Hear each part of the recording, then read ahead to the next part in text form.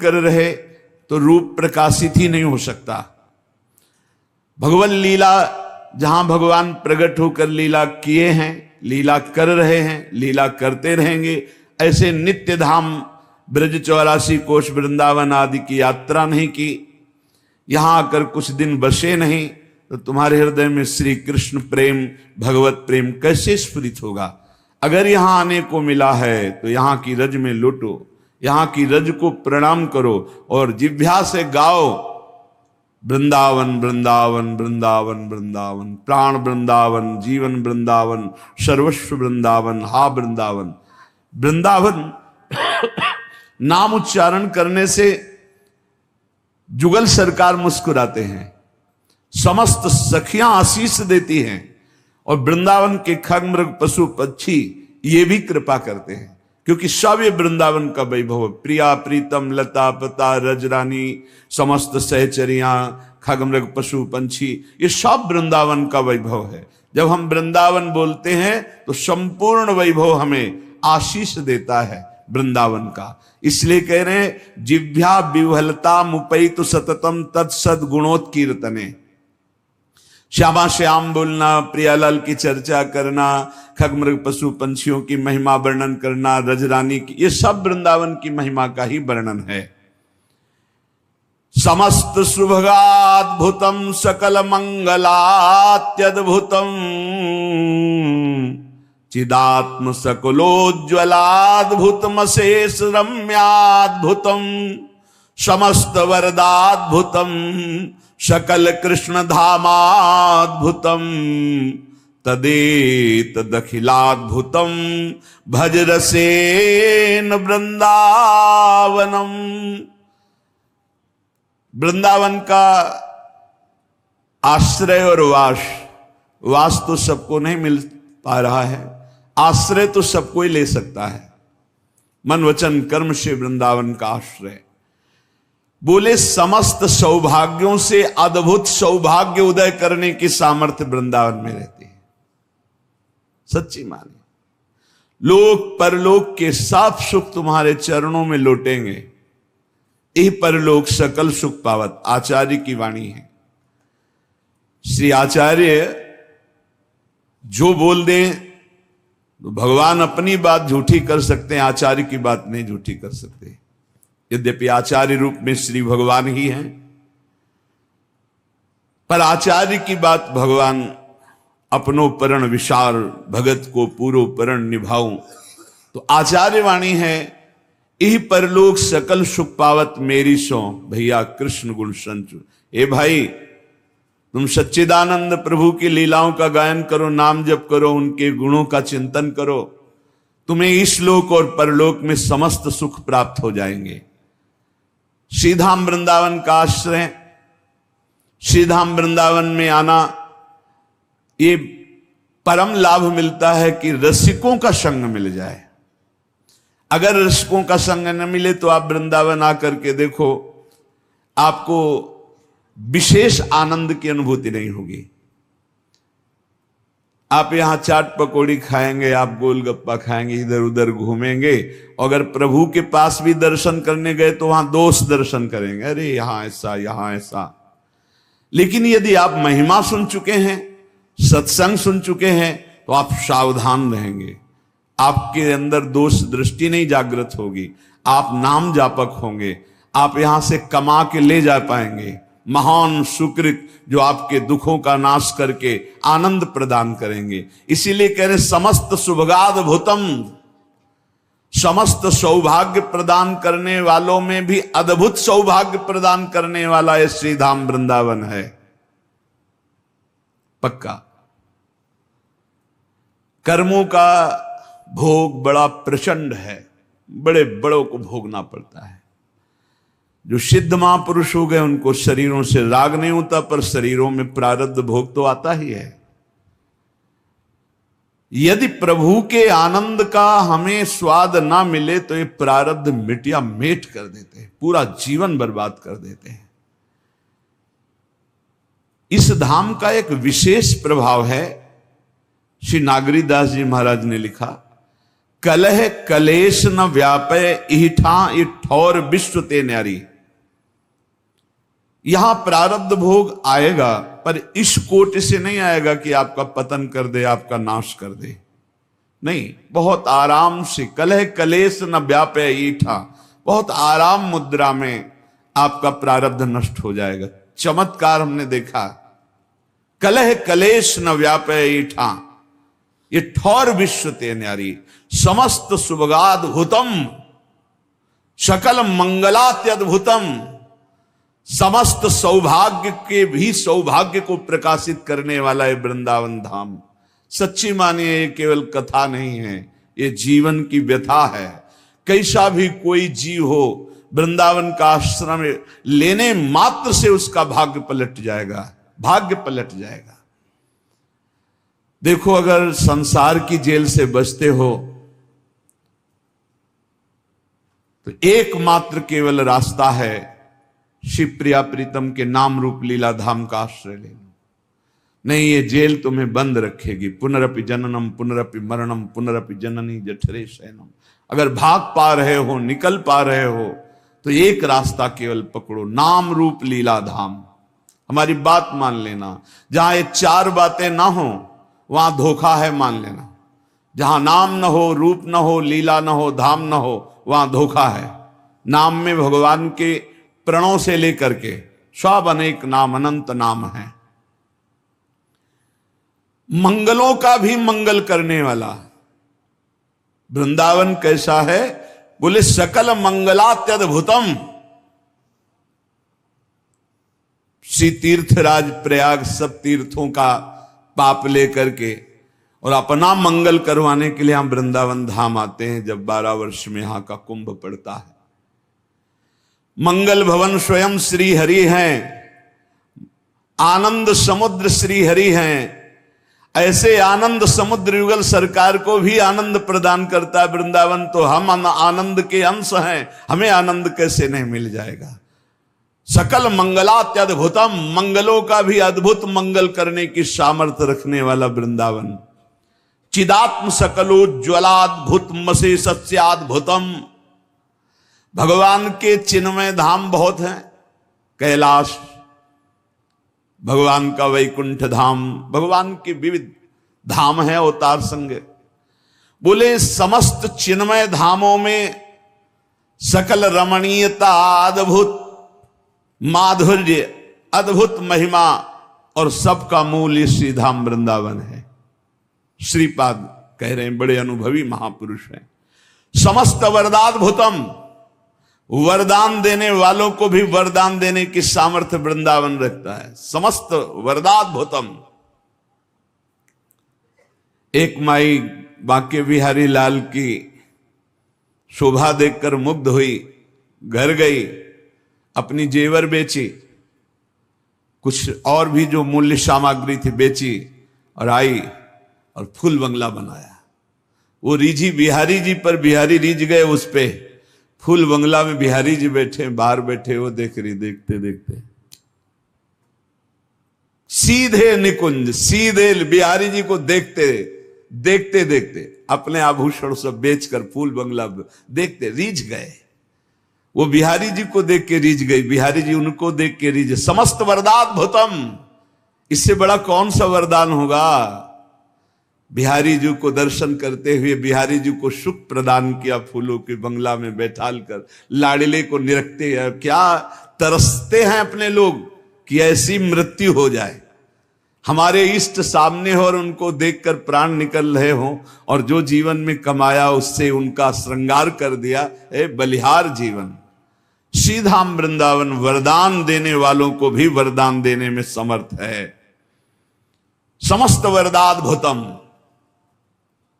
यहां किसी का साप लागू नहीं होता, यहां किसी का किसी भी तरह से मारण टुटका, यहां जो वास करते हैं ना, उनके ऊपर लागू नहीं हो सकता।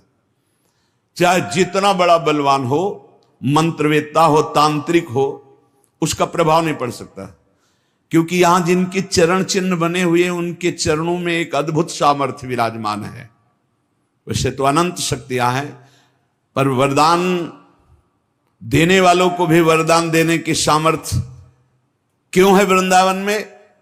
क्योंकि प्रियाजू के चरण चिन्हों से चिन्हित ये भूमि है, और प्रियाजू के चरण चिन्हों में जो एक बार अपने आप को समर्पित कर चुका है, शाप ताप रोग शोक दारुण दुखारी, ये लाल इष्ट दुष्ट दलन कुंज भवनचारी प्यारी जू के चरणारविंद है। जो धामवासी है वो कोई बाहरी उसको शाप देना चाहे लागू ही नहीं होगा। ताप दैहिक दैविक भौतिक, कोई भूल चूक से पाप बन जाए धाम में लागू ही नहीं होगा उसके ऊपर। रोग शोक दारुण दुख हो ही नहीं सकता। जिसने श्रीधाम वृंदावन का आश्रय अखंडवास स्वीकार कर लिया, नहीं हो सकता। बहुत ऐसे उदाहरण हमने देखे, बहुत उदाहरण कि बड़ी बुरी दशा शरीर की और बड़ी उच्च कोटि की दशा को प्राप्त हुए शरीर छूटते ही, बहुत उच्च कोटि की दशा को। ये आंखों देखी घटनाएं हम बता रहे हैं आपको। विश्वास कीजिए, श्रीधाम वृंदावन का चमत्कार देखा। वो जब आते थे बहुत भागवतिक प्रश्न करते थे, बड़े स्वस्थ शरीर के थे। एक दिन हमने कहा कि ऐसे प्रश्न करते करते शरीर छूट जाएगा, बंद करो ये सब प्रश्न करना और श्री जी की शरण में होकर नाम जप करो, मत जाया करो विदेश। यहां अपने धर्म से युक्त होकर प्राण त्यागने की तैयारी करो। उनको लग रहा था कि संत जन ऐसे बोलते रहते हैं। कुछ दिनों में आए और उनका कैंसर हो गया, शरणागत। हमको आप डरना मत, जितनी श्वासें बची राधा राधा बोल गए। ऐसी हालत हो गई कि पूछो मत। कैंसर तो जो अपना रूप धारण करता है। कहा भाई अरे वो तो रो पड़े, बस तुम वृंदावन आ जाओ। कैसे आ सकते हैं, यहाँ सब डॉक्टर वो जकड़े हुए वो सब लगे हुए, कैसे, कदापि नहीं आ। भाई अब तुम्हें जाना है, तुम बस आ जाओ वृंदावन, हमारी बात मान लो, जैसे बने वैसे तुम आ जाओ। तुम्हें जाना है, कोई डॉक्टर नहीं बचा सकता, तुम आ जाओ वृंदावन। यही सामने भक्ति वेदांत में जब आए सूचना मिली, गए तो दृश्य ही बदल चुका था। आंखें धस गई, सब शरीर रो पड़े। महाराज भयंकर कष्ट है। तो एक चितवन होती है हमारी श्री जी की, वो निहाल करने वाली होती है, वो बनावटी नहीं होती है। वो उस समय हुई का राधा राधा राधा बोलो, और हृदय भराया कि श्री जी, जीव अपनी ताकत से आप तक नहीं पहुंच सकता, आपकी कृपा से। बस एकदम भावुकता का निश्चिंत। उतर के कुटिया पहुंचे, सूचना आ गई, पधार गए, हो गया काम, जा ले जा। समस्त वरदाद्भुतम, विश्वास मानिए अनंत जन्मों की बिगड़ी बनाने में समर्थ है वृंदावन। कभी कोई चूक ना करे। यदि वृंदावन वास मिल गया तो किसी भी स्थिति में वृंदावन मत छोड़ना। हमारी प्रार्थना मान लेना, अनंत जन्मों की बिगड़ी बन जाएगी।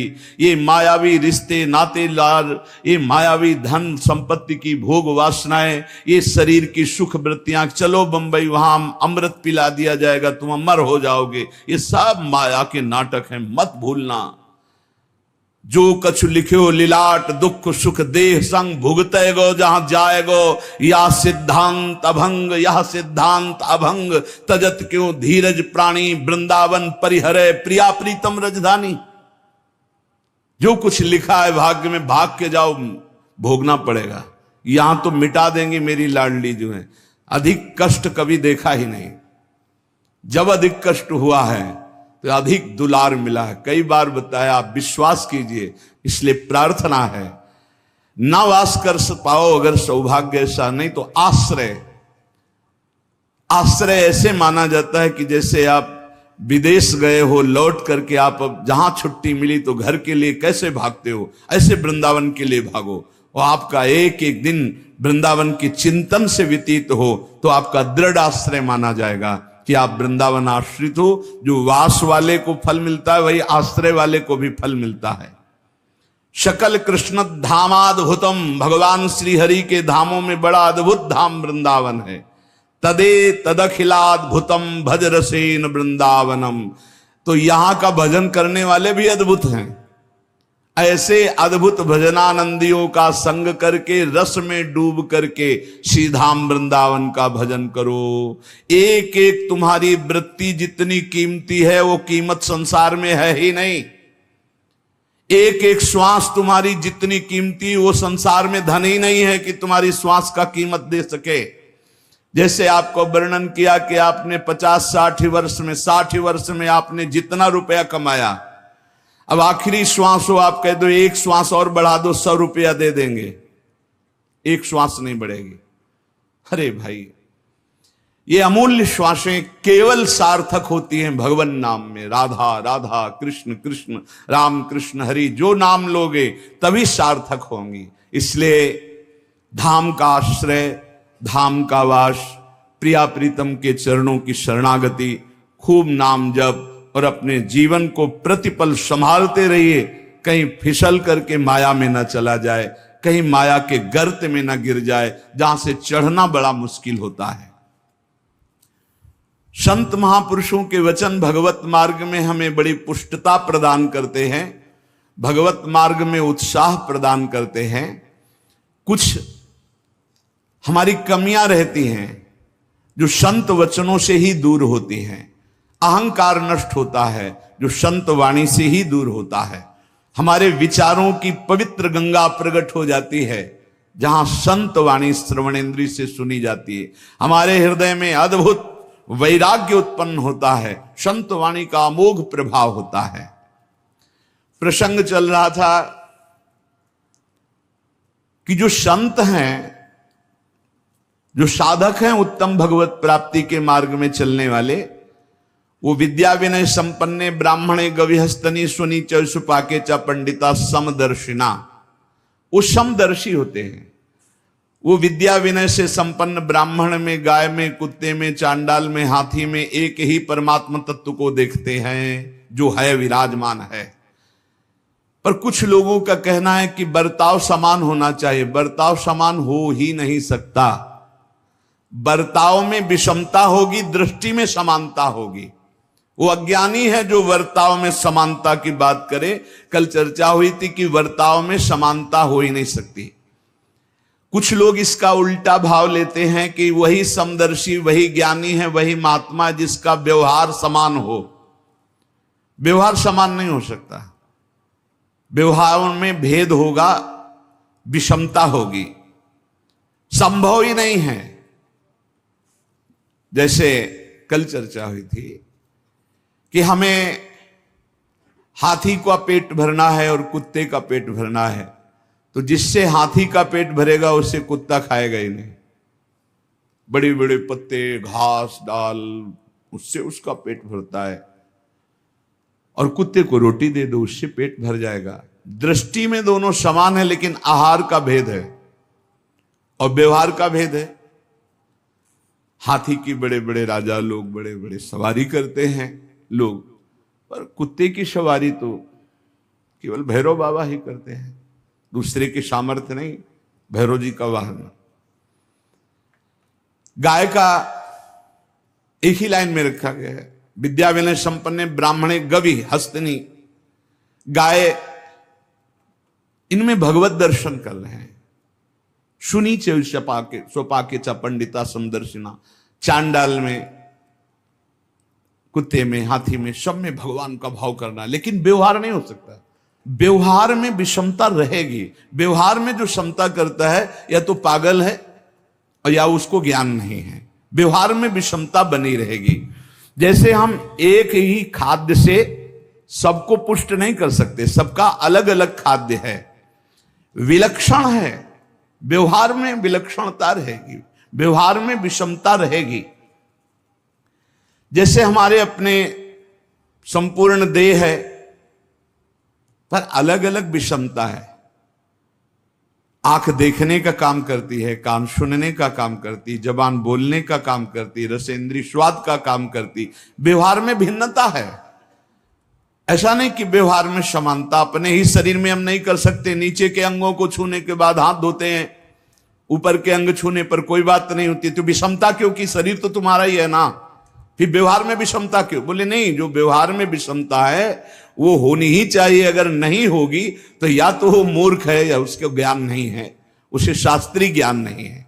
तो यहां कह रहे हैं जो संत ऐसे होते हैं उनके व्यवहार की विषमता को देखकर कहीं ये ना समझ लिया जाए कि इनको ज्ञान नहीं, क्योंकि ज्ञानी वही है जो सम है। व्यवहारिक विषमता को देख करके संत पर दोष दर्शन न किया जाए। कल चर्चा हुई थी, जैसे माता, बहन, पुत्री, पत्नी, चारों स्त्री शरीर हैं, पर व्यवहार में विषमता रहेगी। पत्नी के साथ व्यवहार और होगा, और माता, बहन, बेटी के साथ परम पूज्य धर्म में व्यवहार और होगा, पत्नी का धर्म में व्यवहार और होगा। वो ज्ञानी है, वो चारों में ब्रह्म एक ही देख रहा है, लेकिन व्यवहार जो पत्नी के साथ है, वो अगर तीनों के साथ दृष्टि मात्र कर ले तो वो अपराधी माना जाएगा और दुर्गति को प्राप्त हो जाएगा। जो माता, बहन और बेटी पर जो पत्नी के साथ व्यवहार है, वो व्यवहार की सोच ले तो वो नष्ट हो जाएगा। व्यवहार में विषमता है और दृष्टि में समता है। जो ज्ञानी महापुरुष, संत महापुरुष हैं, प्रश्न होता है कि लोग उनकी निंदा करते हैं,